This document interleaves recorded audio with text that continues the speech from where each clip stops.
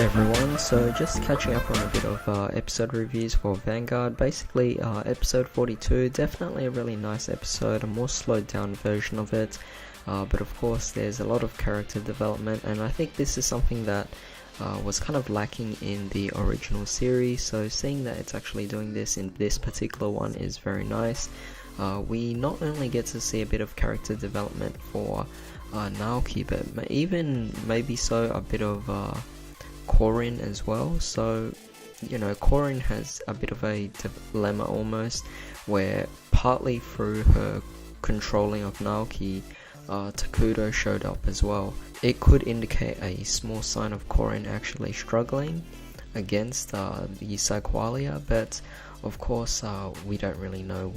For we know, Takudo might just be showing himself off to Aichi just to, I don't know, have a more significant impact.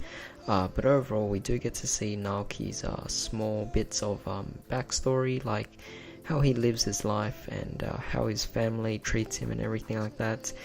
And it definitely, those small things, small details definitely really do develop more of his characters, which is definitely nice here.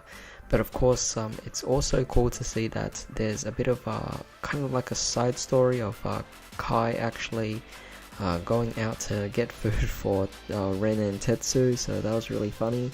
And Miwa actually misinterpreting the situation, but you know, that's definitely something that I like. It's like, it's not entirely focused on the fight, and I think this is one of the problems with the Yu-Gi-Oh anime, where in the Yu-Gi-Oh anime you focus entirely on an entire duel before you actually go into anything else. As a result, it kind of gets a little stale at some points. For Vanguard, they kind of do have a good way of transitioning between different scenes and different acts or side stories, and as a result it definitely makes things a lot more interesting and engaging to actually watch, because you kind of want to go back now to the other thing just to find out what really happens. But definitely a very good way of doing things here.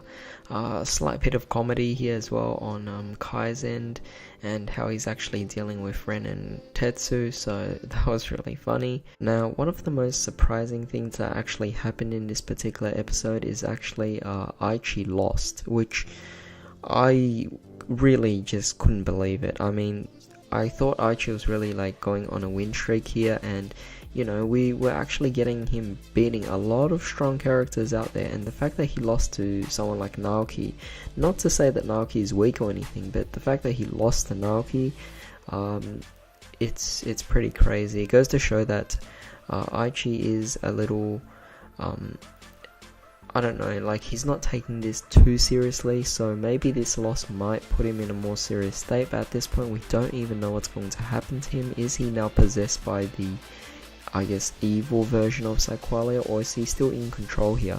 We don't know that for sure, but you know, with this it's definitely really interesting, because if he does somehow come back on a good side again, that will obviously mean that he'll have to start getting more serious about his fights and everything like that, because with all the previous fights he's been in, he's just not taking it as seriously. He doesn't even have to activate PSYqualia, so the fact that he did have to use PSYqualia against Naoki and he still lost really goes to show the significant impact here. But of course this is going to be very interesting, because in the original series what we know is that when Aichi was possessed by PSYqualia, when he lost during the Link Joker arc, in that particular phase Aichi still pushed on to fight the final villain, but in this one it still seems like it's somewhere in the middle, or maybe even still just the early parts of the particular arc here. So it's definitely going to be very odd to see what they're going to go about with Aichi's character in this particular point. Is he actually going to play the villain side here? It's going to be something that I'll have to wonder. I mean, there's still Koji as well that's doing his own thing, and if Aichi really does turn to the, I guess, bad guy side, then does that mean that Kai and Ren will have to actually go up and defeat Aichi or something? I mean, it's just going into a really unpredictable situation here, something I cannot possibly tell. But of course, you know, tell me what you guys actually thought about this episode. I thought it's really interesting to see how they hyped things up. At this point, I can't tell what's going to happen, but in the meantime, hope you guys enjoyed this video and hope you guys have a great day. I'll see you next time.